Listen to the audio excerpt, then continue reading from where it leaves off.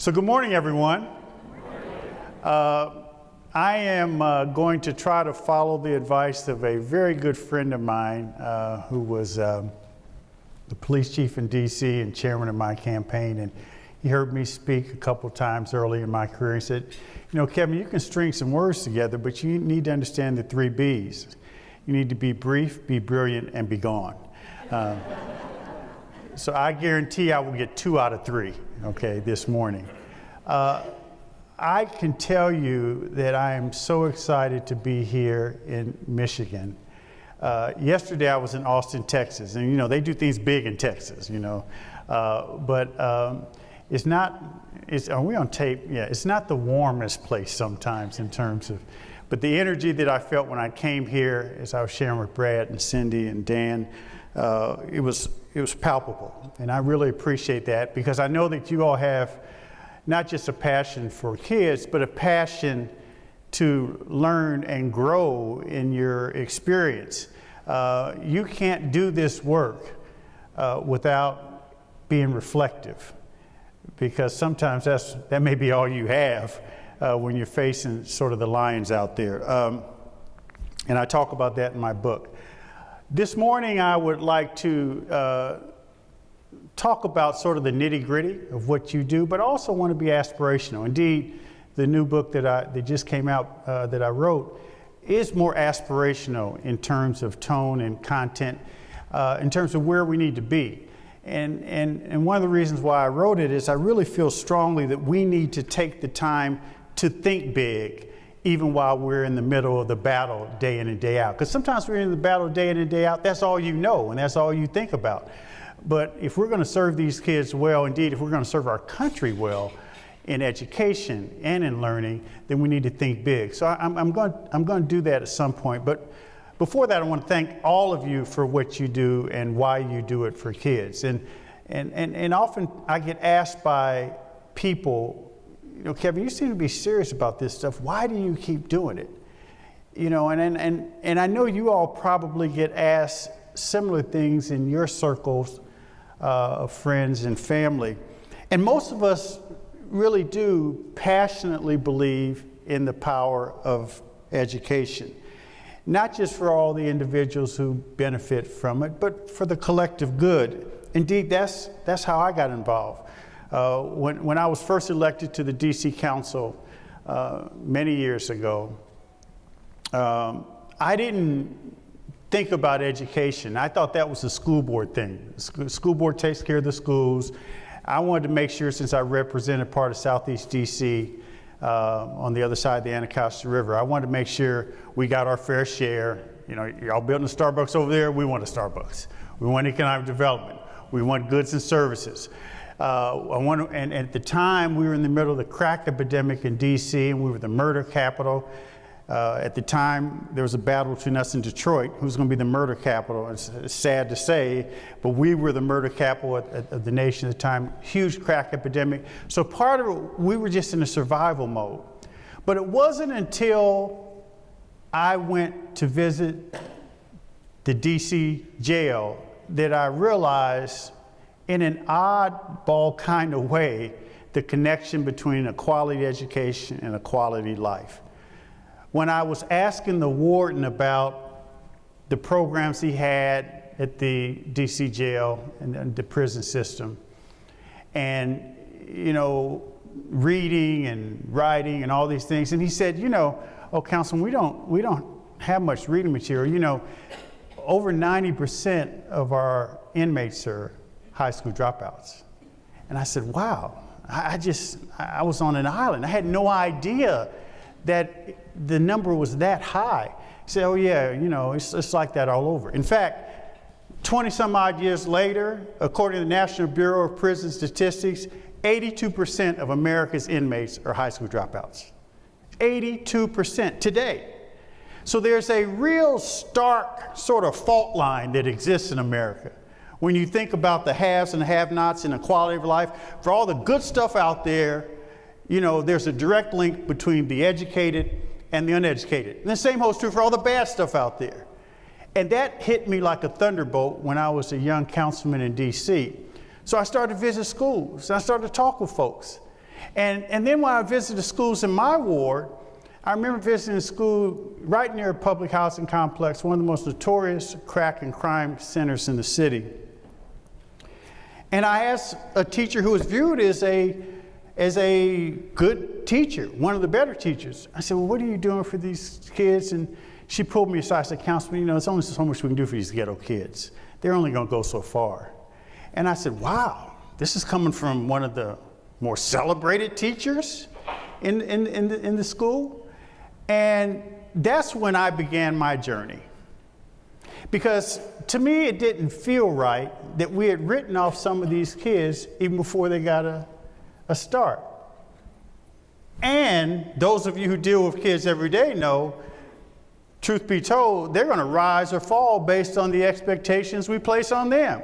And if we place no expectations on them, where do you think they're going to go? So I became a student of what works and what doesn't work.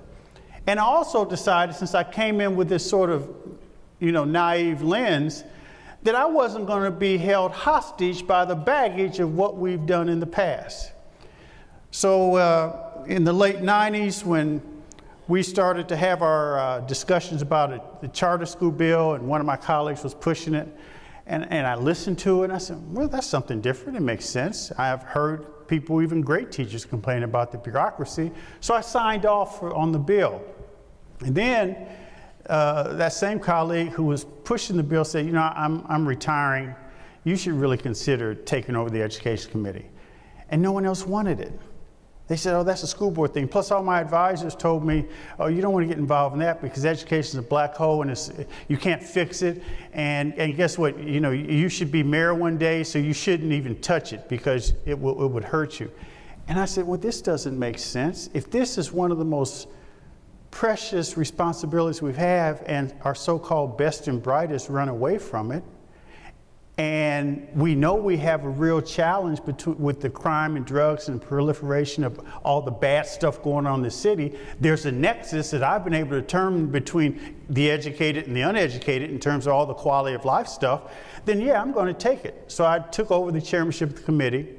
At the time, the very moment we passed the charter school bill, and then, the union folks came and met with me. They had a bunch of suits and briefcases, about 15 of them. They all sat in my conference room and said, we thought you had potential, but you voted for the charter school bill. But now that you're head of the education committee, you don't have to fund them. You have the power not to fund them, so we're going to be watching. And then they picked up their briefcases and walked out, and I said to my staff, was that a threat? I think that I just was threatened up in here. And lo and behold, I was on a mission, because the superintendent and all these folks would tell me, if you give us money, we can do it. And yet at the same time, we had this new charter movement going on. And, I was able to leverage my relationships in the council and the mayor. I said, look, we're going to fund both.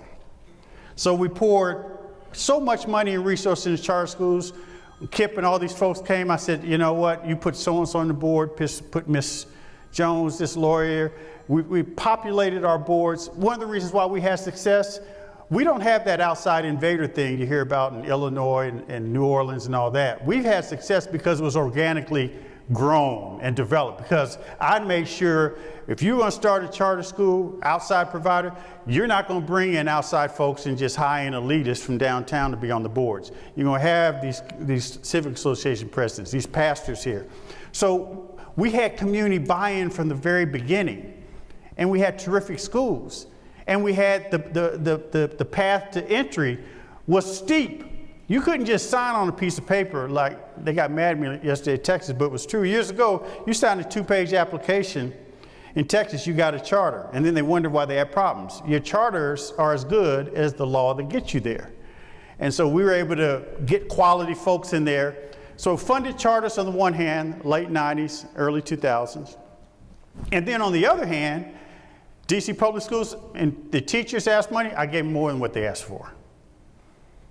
I know that's rare in legislative circles, but I gave them more. In fact, over a 3-year period, I gave DC public schools $300 million new dollars, and during that same 3-year period, because of the charter school success, 10,000 kids left the system. So think about it. 300 million new dollars to educate 10,000 fewer kids. And their outputs went down. They didn't get no better. In fact, they got worse. And then the light bulb hit me. Aha, I saw. It ain't about the money. It is about what you do with the money. It is about your approach. There is some clear recognition that one size, maybe it don't fit all. And that's when I became an advocate for change and an advocate for doing it differently. And you know, the other thing I recognized during that experience early on was that we don't know what we don't know. And all we know is what we've been exposed to. So I started to look at the origins of public education and recognize that this model that was put in place during the Industrial Revolution sort of morphed into this bureaucracy that was self-protecting and put its own survival interests ahead of the interests of individual children. That was a far cry different from the vision that Thomas Jefferson had in the late 1700s when he sort of planted the seeds for what eventually became the public education system that was championed by Horace Mann and others in the 1840s. Because Jefferson, even though he was we sort of idealize the founding fathers, but they were, bare-knuckled politicians. If you read the stuff about Jefferson and Adams, they fought tooth and nail, and they had all these political shenanigans. The interesting thing about Jefferson's view about education is that he talked about, it was one of the few things he talked about in the non-political context. He said, the only way this experimental democracy will work or thrive is with an educated population. Because if the people aren't educated, they can fall prey to the whims of a new monarchy or a despot. So you have to have an educated population. So he said one of the things we need to do early on is we need to have these adults who are learned in the arts and math and science and history. They need to take custody of children in 3 or 4 square mile area and teach them these things so that they can be armed with the knowledge to appreciate and exercise the responsibility associated with the citizenship needs of this new republic. That was the grounding for our democracy and our approach to education. And then during the Industrial Revolution, as we started to put in these compulsory attendance laws, and then we became more systematized. Now, it's understandable because during the Industrial Revolution, you had these factories, and Teddy Roosevelt and others said we got to deal with these child labor laws. We need to put in, protection for workers. And lo and behold, this whole thing sort of came together, and the school system replicated what was going on with other industries. And you had this top-down control command system where everyone did things the same way at the same time. So the schools that were run by the government were set up classes divided by age and subject, all 11-year-olds, 12-year-olds in the same class. Everyone took history at the same age. You took algebra in 9th grade, so did your mama and your grandmama, or great-grandmama. You walk into a room, a classroom, and the students sit there in a regimented seating arrangement, and the teacher, the all-knowing teacher, speaks, and you write notes down, and then you regurgitate it back in 2 weeks, and you forget it next month.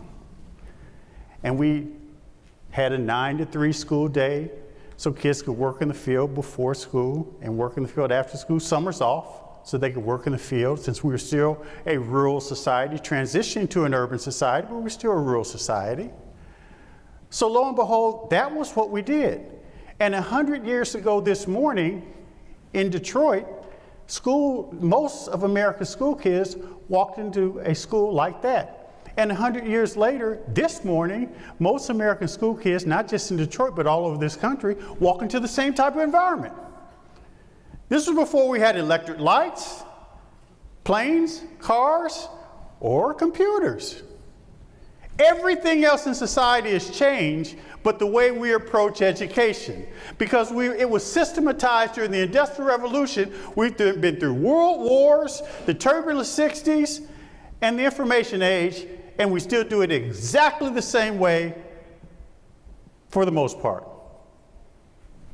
It's fascinating to me how this noble idea that Jefferson came up with was morphed into this out-of-control bureaucracy that was birthed during an age in which many of our ancestors, who we don't even know or remember, were living. As a result of all that, and I won't overdo this because we know the challenges out there, what has been the result of that sort of one-size-fits-all command control approach that was put in place in the 1800s? Did he say 1800s? He said 1800s. Well, the results is, by any independent yardstick, we are not measuring up for all kids. And when you have, according to the Department of Education, 48% of America's public schools underperforming or failure, 48% of America's public schools either underperforming or failing, then there's no wonder why the biggest threat to our democracy is not some foreign power, it is the enemy from within. When you have 75% of the applicants to the military not being admitted into the military because they're either obese or they can't pass the test, 75%. When people talk about, we have great graduation rates, don't tell me that. I don't want to hear about graduation rates. Not when 2/3 of our high school graduates are either not ready for college or not career ready. 2/3. 66%. When we have nearly half of our kids of color dropping out of school, most cities is more than 50%. They fudge it, but we know what's going on. And these achievement gaps are growing. But one of the most damning sort of realities of this approach that we've taken to education over the past 150 years is that one time we were the most socially mobile people on the planet. Now, what does that mean? That means that the great promise of America, you work hard, you pull yourself up by your own bootstraps, you get an education, you can have a great life. The promise of an education was something that I grew up with, many of you grew up with. The power of an education. In America, that's the stuff that dreams are made of. Where you could be born in poverty, born in Appalachia, born in the barrio, born in the hood, work hard, get an education, and move up through the social rung of society. From poverty to upper class. We were the most socially mobile people on the planet for many years. Today, we're the least socially mobile people on the planet. That means if you're born in the barrio, in Appalachia, in the hood, in poverty, then there's a greater chance that you will stay in poverty when compared to any other place on the planet. You will be stuck in the same position. It's no secret that there's a relationship between education and a quality life. Let me break it down what that really means.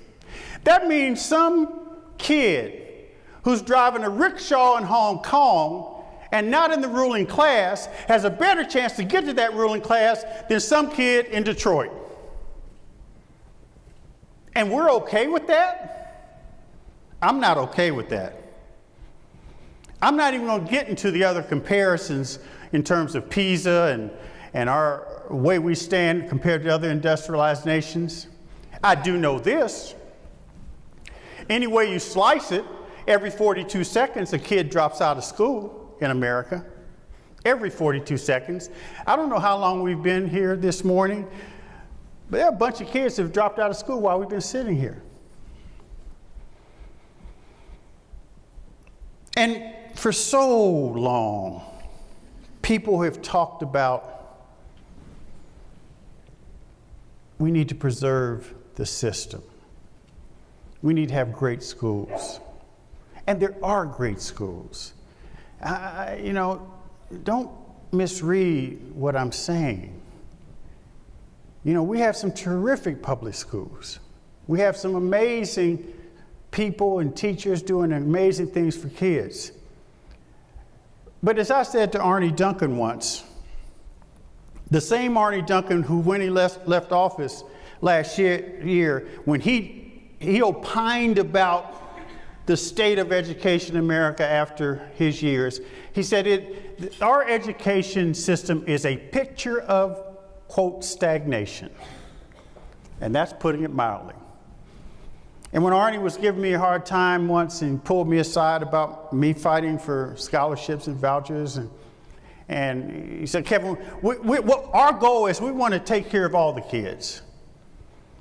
And I said, well, with all due respect, Mr. Secretary, he said, we got 58 million school kids that I'm responsible for, and you're talking about one program that takes care of a couple thousand kids in D.C. And I said, well, those couple thousand kids are doing well. And I said, look, with all due respect, if you can't educate one kid, you don't have the standing to talk to me about 58 million. It's easy to talk about numbers on a page. It's amorphous. It's abstract.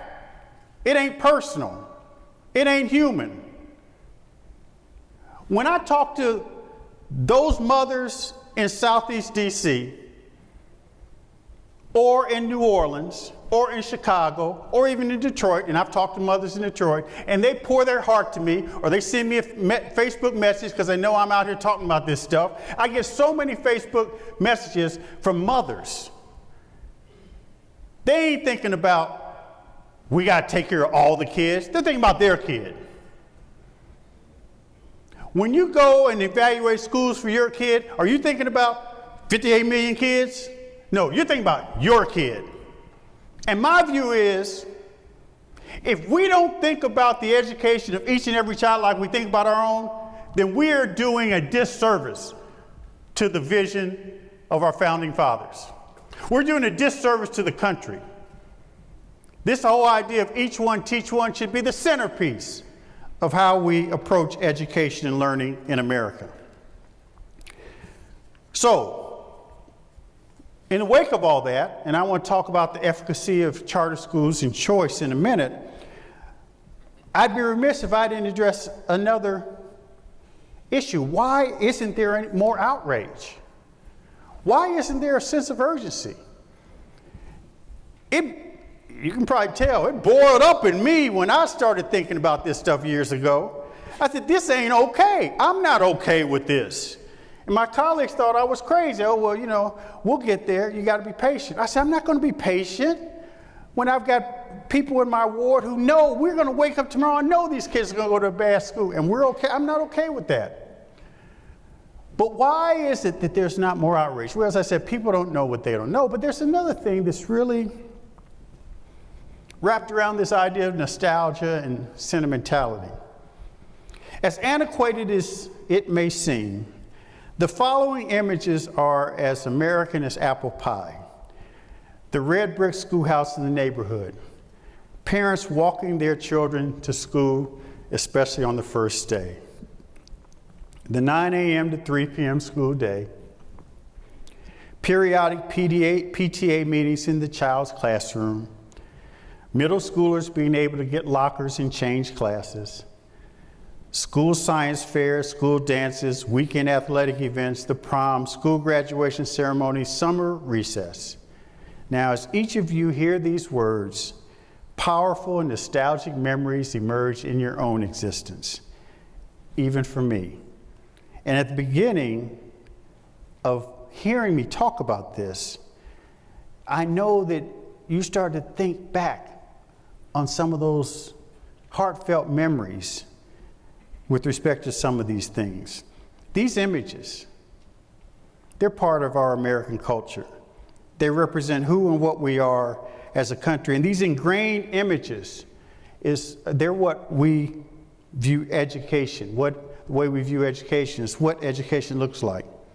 So if you think about it, for the unknowing, when this is all they know about what education is, it's understandable that any assault on this is viewed as a personal attack.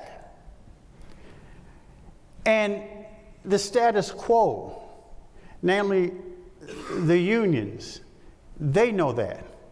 So they tap into these images. They tap into that sentimentality. They strike a blow, they say we're striking a blow against nostalgia. They understand the phenomenon, and they understand that history and credibility in the communities you serve matter. So they're able to say to that reformers, see, they bring folks into your community, you don't even know them. These billionaire bullies trying to take over your schools. They're trying to destroy public education. Remember you used to walk to school, that neighborhood school? Remember, black folks, that school in the city, when the white folks wouldn't let you go to that school, they trying to shut that school down and take it over. They know how to play those images. But unfortunately, because the status quo and the power is so pervasive and it's so powerful, it's a multi-billion-dollar industry. That's why it's more self-protecting. Interests are more self-protecting than making sure babies are educated every day. You've got the contractors, you've got the transportation, you've got the sanitation, you've got the facilities, you've got all these ancillary services that are in the rubric of the school district. You've got contracts running out of contracts. So they find ways to manipulate things so that they tap into those images that keep people distracted from what they should be focused on. More recently, I have been amazed at this sort of moratorium thing in charter schools. Black Lives Matter and the NAACP. I just wrote a piece in Black Enterprise, Educated Black Lives Also Matter, which you should read. And my view is this. See, it all comes down to the best way to fight this is not through, I know there's, we the educated elite, and we say y'all shouldn't talk about us. And, the biggest problem we have is we haven't engaged the end user the way they have. We haven't tapped into the real power of the parent. We haven't taken advantage of what we know makes sense. That when you appeal to parents' need and desire to take care of their kids, they will respond. We haven't done that. No, we haven't.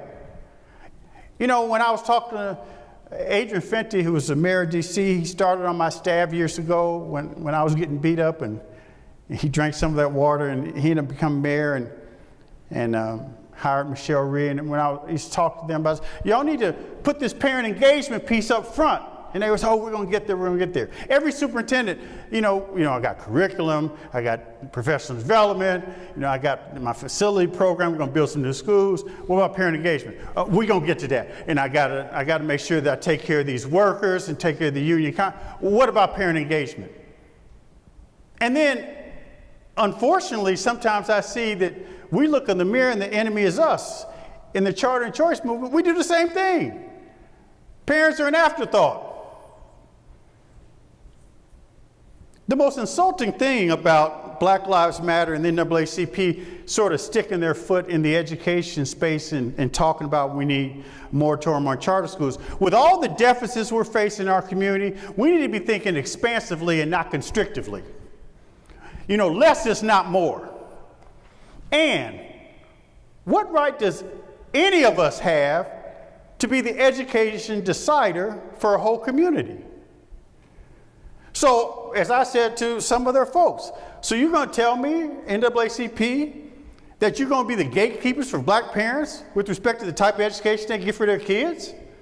No. No one has that right. That is a fiduciary responsibility that is vested solely in the parents.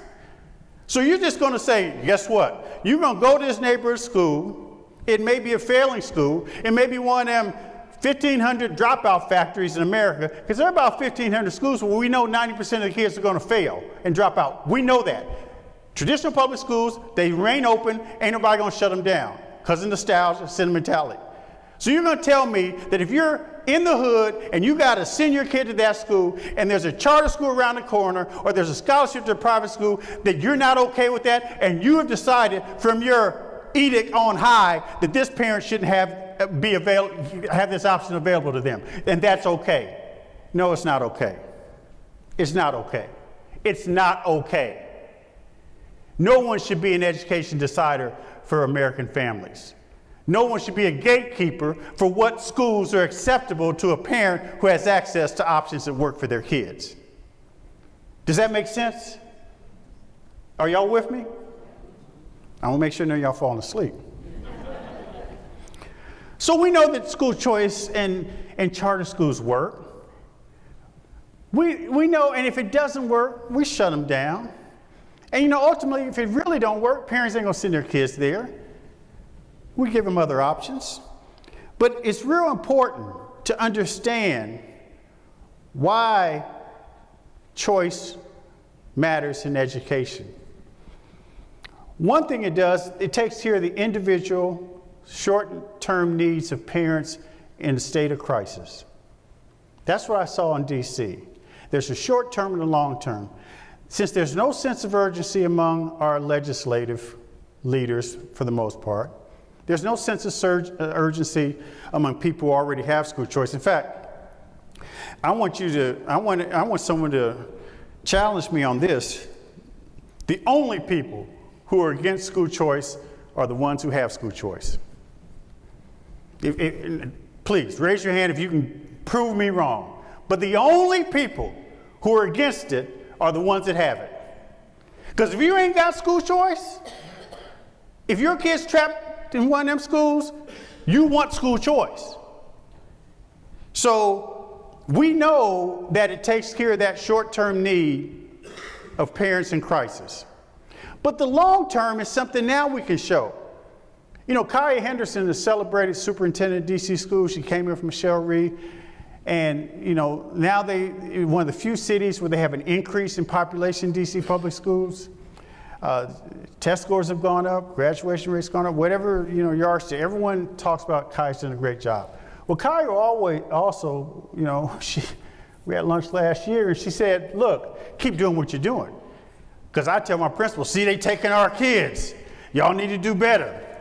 There's no place where reform has taken place inside the system. In fact, I will tell you another factoid for me is a Chavous factoid. Y'all gonna get a couple of them today. But no school district has reformed itself from within to take care of their kids. None. If you can point one out, and I hear, they did this, and we've dumbed down the variables by which we judge. I was in Portland once and they had a press conference at school. Well, this school had 80% failure. And the superintendent, she stood up and had a press conference. And now only 70% are failing. We have made inroads after 3 years. So we've dumbed down the standard on what success is. The only way you can reform a school district is through external pressure. And the best form of external pressure is school choice charter schools. The best form. And in DC, we're living embodiments of that. If it weren't for our charter movement and our scholarship program, DC public schools would not be where it is, period. Professors Figlio and Hart at Northwestern University did a study on the tax credit scholarship program in Florida. 100,000 kids, tax credit scholarships. And in that program, it showed that for the kids who got the scholarship, the school they left, those kids did better. But the remaining kids, they also did better. So why is that? Why is that? Well, it's because if you know that there's competition out there, it impacts on what you do. It's a natural human consequence. But the other thing about school choice is it does empower parents, which is what we have to continue to do in order to tap against these forces of the status quo that are trying to decide how parents and where parents should send their kids. Now, that's sort of my nitty-gritty stuff, because I know I don't have much time. But I want to raise it up a notch, 20, 30,000 feet, and speak to some of the things that I alluded to in my book. Because I do think one of the problems we have in the ed reform movement is we have had a sole, almost rabbit-like focus on schools and school systems. How do we fix schools? How do we change schools? How do we replace schools? How do we replicate schools? And you can substitute schools and put systems. How do we reform them? How do we do it differently? How do we do it better? All this stuff on schools. Well, in many ways, if we want to fix education, and this is my thesis from my book, we need to have a less focus on schools and more of a focus on the people.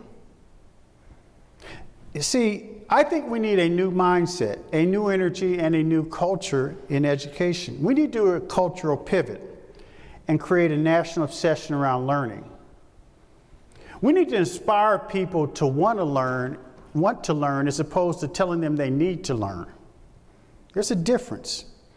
And we need to create an environment where it's centered on personal and national pride in learning. In the same vein, and y'all can tell I can pound the table with the best of them about what we're not doing. But we do, ultimately, aspirationally, need to shift the conversation from one about failing schools and flatlining achievement gaps to one which generates excitement about learning among our children and our communities.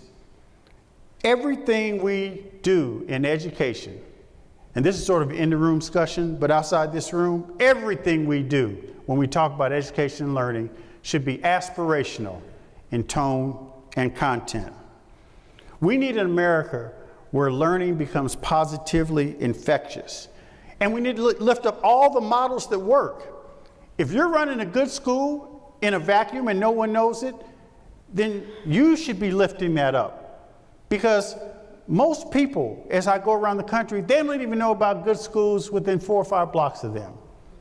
And we need to celebrate and lift up those models that work to excite the possibilities associated with learning. One of the things I do is every now and then take legislators to different places where they have great schools. And I remember when we had Alabama just passed a charter bill, they passed a scholarship bill. As we were taking several of the legislators from Alabama to schools in DC and New Orleans and Milwaukee. And one legislator, African-American legislator, said, man, I didn't know education could be like this. And you'd be amazed by legislators who even are in places where they have great schools, they've never been there. So I think you've got to continue to push and pull and prod and get these folks to see what is possible. And by doing this, by changing the way we talk about education and learning, we win the hearts and minds. Because right now we're losing the hearts and minds because they're focused on the nostalgia and sentimentality, and they're looking in the rearview mirror about a long time that was past that was great when it wasn't so great back then. But what we should be doing is exciting the possibility and the prospect of the future by demonstrating to people what the promise of education could hold and what their kids could benefit from if they were able to have access to it. Ultimately, we need to recast the way we view education and learning.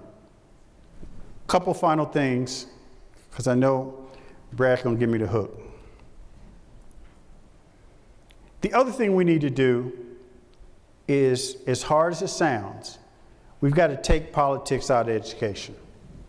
Now, when you have an overseer who controls the money in the school district, and you got legislators talking about moratoriums on charter schools, and every year you've got that fight, I know that's real. But the politics of education has run amok. It's an anathema to all those noble goals that brought many of us to this room. And when you add on the layers and complexities of national politics with the local politics, the kids' interests always take a back seat. Always. Now, I'm going to tell you how you combat that, but first I want to give you a couple quick stories. There's no Republican or Democratic way to teach a kid how to read, write, or count. All right? Did y'all hear me? There's no Republican or Democratic way to teach a kid how to read, write, and count. But in most state legislatures, indeed with our federal lawmakers and with our presidential candidates, they all tout education first with the Republican education plan and the Democratic education plan. And oh boy, you don't want to bring them together. We need to elevate the discussion beyond the politics of the day. This is the one area where we should not have a partisan view of the world. And we need to start talking about that. There should not be a Republican or a Democratic approach to educating our young. We need to build a national obsession around learning, similar to when we had the space program. Now, that's long before some of y'all's time. I can't say it was long before my time. But when Kennedy was elected, it was right around the time of Sputnik. And everybody's all concerned, oh, the Russians are getting in space. They're ahead of us. So Kennedy said in 1961, we're going to be the first nation to go to the moon. So it created this national obsession around the space program. It brought us together. I gave this speech in Houston once, and a guy ran to me and said, my father was an engineer at NASA. You're so right. And when we were working on the space program, when they were working on the space program, we go into restaurants and they would clap for my father. He was just an engineer. But everyone knew this was part of the national imperative. See, in building this new culture of learning, we need to have a new form of patriotism. The only form of patriotism we have right now, aside from the Olympics, and every now and then women's soccer, or, you know, if you're into golf, the Ryder Cup. But the only form of unifying patriotism we have is fear-based. We don't want them folks bombing us, coming in here, we need to build a wall. We know, oh, they're going to get us. But the space program and this can-do American spirit was based on the notion that this brought us together as a people. Now just think if we adopted this new form of nationalism and patriotism around learning in America. We depoliticized it in a way where there's no Republican or Democratic agenda. There's no Republican or Democratic way to get these babies to learn. It is something that we should be talking about. Because the toxic nature of political education, politics, is the biggest barrier to our kids' learning. Point, period, paragraph, the biggest barrier. By far, the biggest. When I was in Alaska, and I really want credit, I was in Alaska in January. The average high was 20 below, okay? Now, I was born and raised in Indiana, and y'all know cold weather in Michigan. Y'all don't know cold weather, okay? I was all over the state. I was in Juneau, I was with some natives, and you know, they flew me into some places, and I was like, you know, I hope it's warm in that Eskimo, wherever that place y'all got, because it was cold. But when I was in Alaska in the legislature, and I was going to testify about a charter bill, and there was a Republican legislator, a senator, who wanted to do a school choice bill and a charter bill, and he was looking for co-sponsors, and I was in the hall, and this Democrat came by and said, oh, I'm thinking about jumping out there. And then as three of us were talking, a group of Republican senators, state senators walked by, and when they left, the Republican senator who was going to push the bill, who I was originally talking with, he said, I'm going to get in trouble because my caucus saw me standing in the hall talking with Democrats. And then juxtapose that to when I was in South Carolina once a few years ago and having dinner with the South Carolina Black Caucus. We had a charter bill there and was talking to them, and you know, I was talking about what was going on in DC, and the charter folks, I could tell it was making sense. And I think the vice chairman of the Black Caucus stood up and said, you know what, Councilman, that may make sense, and that may have worked in DC. But you know what? I can't support charter schools, no way, no how, because that Republican over there who's leading it, his father was a segregationist, and they're racist, and I can't support this bill even if it will help our kids learn. And I said in front of everybody, then you shouldn't be in this job. Because the toxic nature of partisan politics has created a situation where even parents who are looking for answers feel like they're forced to pick sides. I don't want to go over here because I don't want to be called this, and it shouldn't be like that when we're talking about educating our young. Mike McCurry, who was Bill Clinton's press secretary, who's a big school choice advocate, he tells the story of that 20 years ago there were 344 party switchers in Congress. Now, party switchers are people that, they may be Republican, but if a Democrat puts something out there, they'll vote for it. They'll cross party lines to vote for a good idea. 344 people who were identified as they would vote for whatever they thought was best, didn't matter who introduced it. Today in Congress, we've gone from 344 people who were independent thinkers, irrespective of their party affiliation, to 13. Only 13 people will vote for something other than what was proposed by someone in their party. 13. The toxic nature of partisan politics has killed education, so we have got to figure out the best way to rise above it for the benefit of our children. I'm not even going to get into the current presidential election candidates. I'm not going to do that because y'all have done a good job of it on your own. I know you have. I will say this, because both sides think I'm crazy. And some of y'all may be thinking I'm crazy too. Until we get to the place, similar to the place Thomas Jefferson was, where the education of our young is viewed with a non-political lens, we will always have challenges making sure that each and every kid gets what they deserve. And I think that as you go forth in your work, don't be baited into that stuff. So how do you actualize that when you deal with a hostile legislature? Well, there are a couple things. One is, first thing, people say, well, how do we do this? I'll give you some concrete steps. First thing, always lead with the stories. Always lead with the success stories. Always showcase these families. Just like a lot of these legislators who've never been to schools, they don't understand the humanity associated with the work you do. If you make magic happen every day, then someone needs to know about it. Someone in power, some community leader, someone in the barbershop, someone in the beauty shop, someone in the grocery store, someone at the recreation center, someone in the legislature. You need to be lifting up these stories of these kids and these success stories every single day. And we need to lead with that. We also need to, as I said, be aspirational.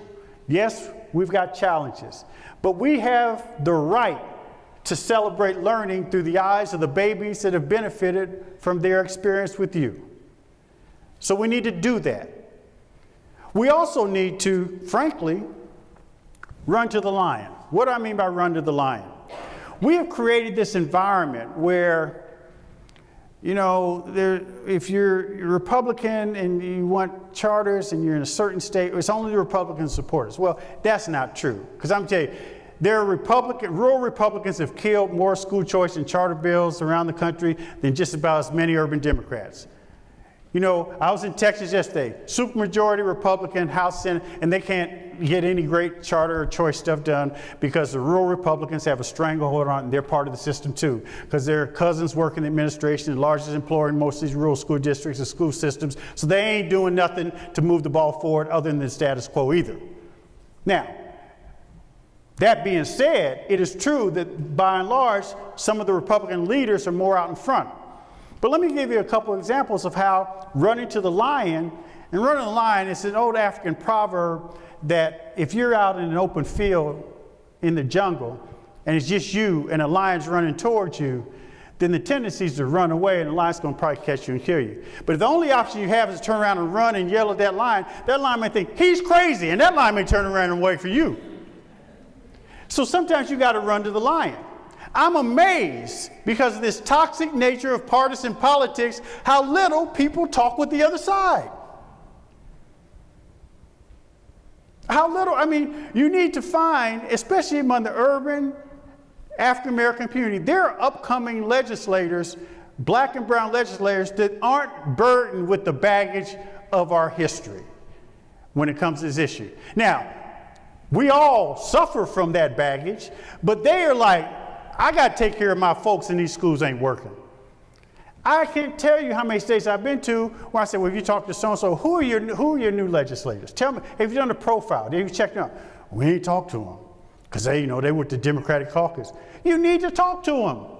And you know what? With those young legislators, you need to share those stories with them. You need to take it upon yourself to run to the lion on this issue.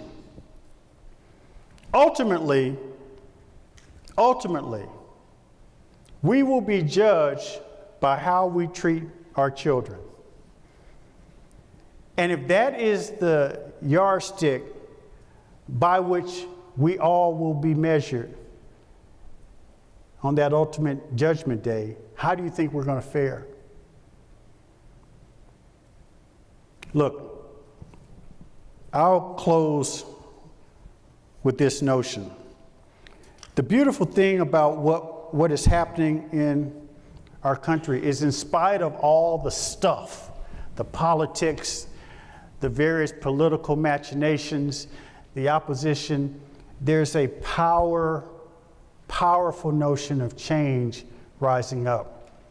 And parents and families are really the living embodiment of what Fannie Lou Hamer said. They sick and tired of being sick and tired.